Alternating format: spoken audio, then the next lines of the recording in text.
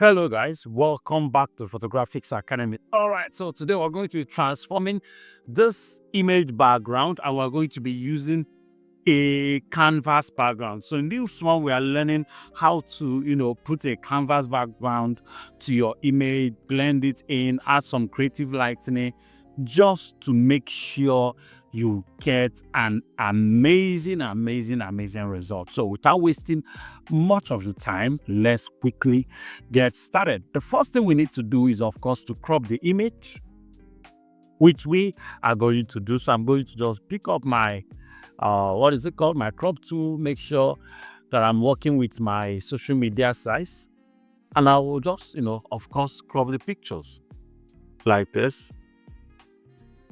So I'm going to give her some space, both down and off, so that I will make sure that, I get enough room to place my background. I wouldn't want to lose it, or that I will give her a little space for the lighting we are going to be bringing in, so that the light will have a beautiful space to follow. So I'm going to press OK. So one of the secrets of achieving creative results is knowing what you want your final image to look like even before you start. I know that sometimes it's actually very difficult to, come to that conclusion in your head, especially when you are trying to create an original piece that you are just probably inspired by an image or by someone. Then it's going to be hard to know what the final result will look like even before you start the retouching. But as much as possible, take the process through so that it will even inform the way you crop your image even from the very beginning. All right, so once the cropping is done, I'm going to make a selection of the object, because you are going to use it. You definitely need to, what is it called?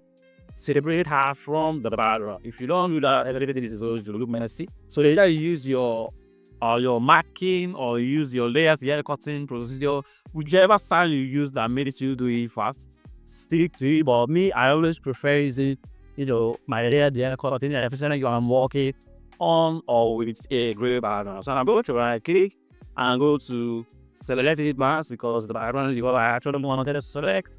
Then I'm going to click again and say layer, the cut. So once the layer is cut, so I'm noticing that I cut the layer too early. There is one more step we missed. So I'm going to take it one step backwards. Then I'm going to make a duplicate of my background. Then right click and go to layer, the cut. And once that is done, make sure your alternate layer is above. So now our image is set for every creative stuff we want to do on it. Whatever I want to put on it, our image is ready for it.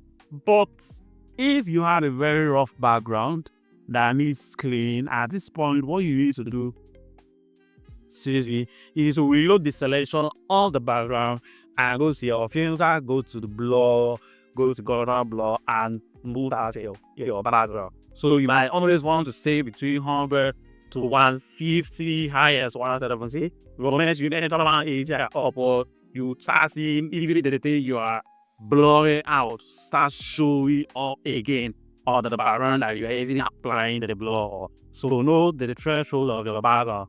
But I'm not going to do that on this one because background is already, smooth. So I'm going to use it like that. So it's time to bring in our background. Now this is the background we are going to use it. So I'm going to just drag it all the way in. Yeah, so this is background. We got it from Germany AI. You can try it out. Amazing AI generation background. So let's try it to see what it looks like on this video. So I'll make sure that my anchor tool is placed right on her neck. That I hold my alternate scale it in. So I think I need to push it up a little bit, but I'll scale it in like that. Make sure she's on the floor. So I think I'm using a lot on my background. So I'll bring it back in, press OK. So if you look at this image now, more to keep scaling in, we'll keep losing our background, and all these beautiful textures around it will start going. I will start having even more serious background, something like this, which I do not want. So what will I do? All I need to do is just pick up my data market to make a selection of the down part of the background. I click and go to the field, go to content that I and press OK. So going to regenerate that area and fill it all for me. So I know that in trying to fill it up, be really picking textures from here, would do it normal. So what I'm going to do is I'm going to right click, and I'm going to make sure that what I'm selecting is actually very so. Then I right click and go to content that I work here.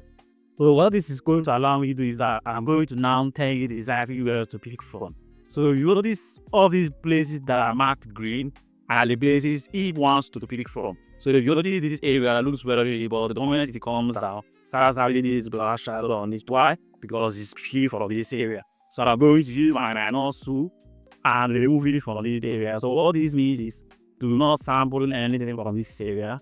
So if this is not enough, we can even go to plus and even add some other places. So you see we have a very neat feeling now. So you can press enter and it does the job for you. Look at that. So the next thing I need to do is to blend it together. So I'm going to hold my control to select that new layer that just created, this one, and select the background, right click and go to merge layers. So it's going to merge it and convert it into one single layer. Then change the blend mode to overlay. Beautiful. So the moment you change it to overlay, you're going to notice that, especially if you blur out your background and your shadows are beginning to show up, but I don't think I'm seeing mine here. So what we're going to do is that we're intentionally going to create that shadow illusion. Of course, our shadow is on the floor. If you go closer, you'll notice her shadow is on the floor, but because the floor is very bright, it's taking our attention from the image. So what I'm going to do is I'm going to also use my rectangular marquee tool and select the floor area like this. Then I'll go to my curves and darken it down like this. So change the blend mode to luminosity so that it doesn't affect the color of that area in any way. So just feather it cleanly. So I think this is too much. So I'm going to, of course, reduce it.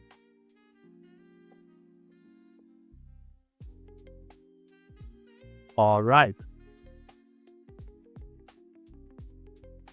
So the next thing I want to do to this image is to create drama for that background. So looking at the background is just there flat. There's nothing so spectacular happening. So I'm going to use lightning to create drama for it and give it this beautiful golden glow in the middle. How do we do that? We just pick up our gradients. Very good. Go to linear style, choose your radius, then bring it up here. Make it bright, or not like bright, scale it up rather. Then select very bright, warm golden colors. So this is very beautiful, amazing warm color. So we can as well choose the same thing here, but now slightly lighter, maybe here. Then press OK.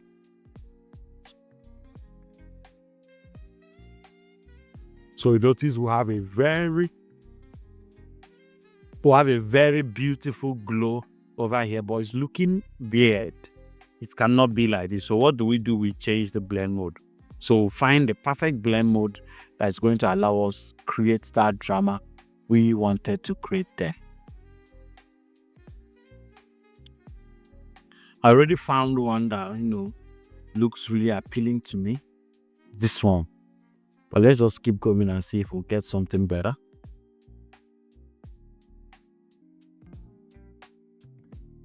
Okay, that one is actually the best. So we are going to go pick it up. Very strong. Yeah, so go back to your radius. Make sure this is positioned in the center.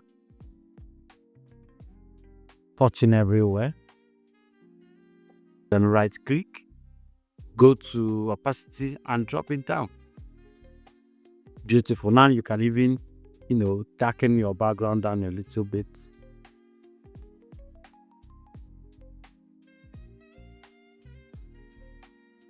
So we'll have that beautiful glow happening up there. So the next thing I want to do is to try and see if I can even use what is it called, note, to create this lightning and see if I can give it a pattern.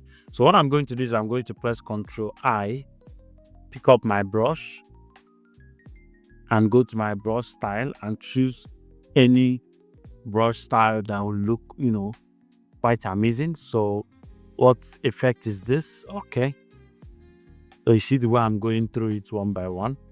See the one I feel will look, better on the image. That looks good.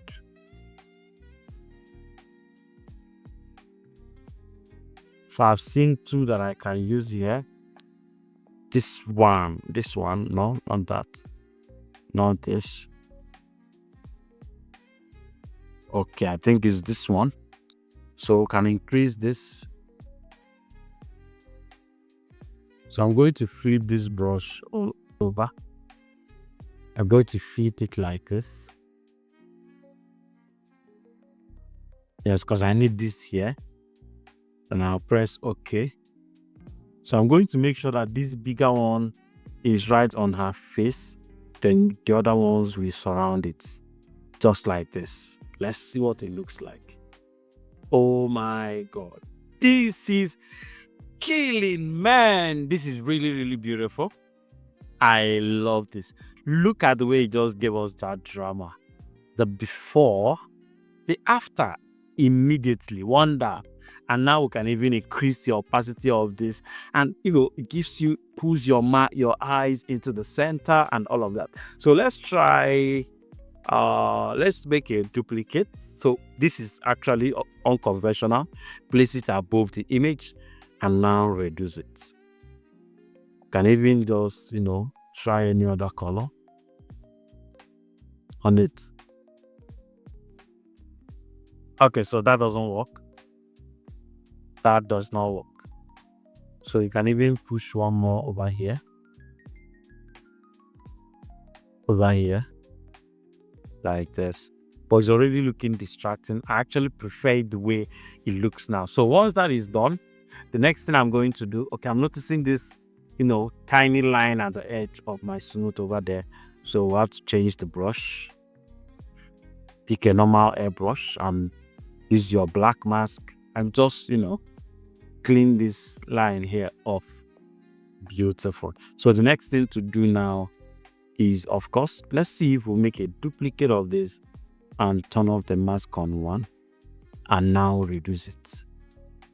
To give us that overall golden warm effect. This is so beautiful. So the next thing to do is just to create a global color grading. You can decide to use your LUTs. You can decide to, use your gradient map. Those two are my favorites for creating global color grading. This really, really looks beautiful. So I think I'm actually going to go back to that one. This also looks nice. This is cool. So I love the way some of these are giving us very strong contrast to bring attention to the right place in the image. So let's just,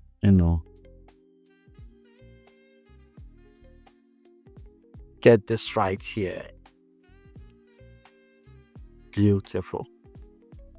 Nice one. So we can even try another background on this image. Remember, everything we are creating here is creative free. So let me bring in another background and see what it looks like. So this was a background we used over the weekend. So let's see what is going to, look like on that particular image. This one, I do not want the one that has textures on it. So bring this in, place it down here. Of course, we don't need to bring everything in. She just has to stay in the middle.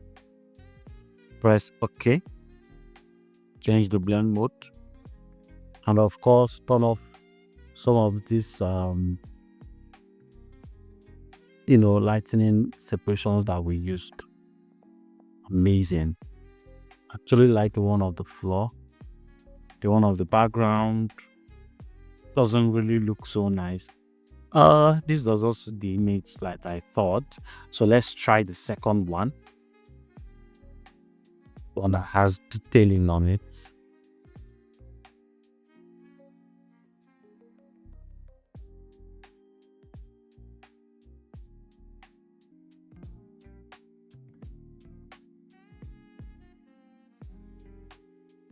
It only has detailing on it. Okay. Let's see what that looks like on even multiply. Okay, overlay actually looks better. We'll need to darken stuffs down and all of that. Well, man, I'm going to stick with what I have already, which is this. Then turn on every other thing we turned off, and this is the final result. Isn't it beautiful? The color grading, I think I need to push that up a little bit more. Beautiful. So this is the overall before and after. This is the before, this is the after, this is the before, this is the after. So at this point, I'm going to match this up because I need to reduce the cropping and getting too much space downwards.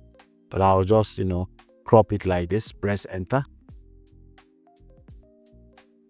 And we are absolutely good to go. This is how you do it, my friend. Thank you so much for watching this amazing video. Do make sure you subscribe to our YouTube channel, and if you subscribe, turn on your notification bell to get notified every single time we'll drop a new video. Until then, see you on the next one.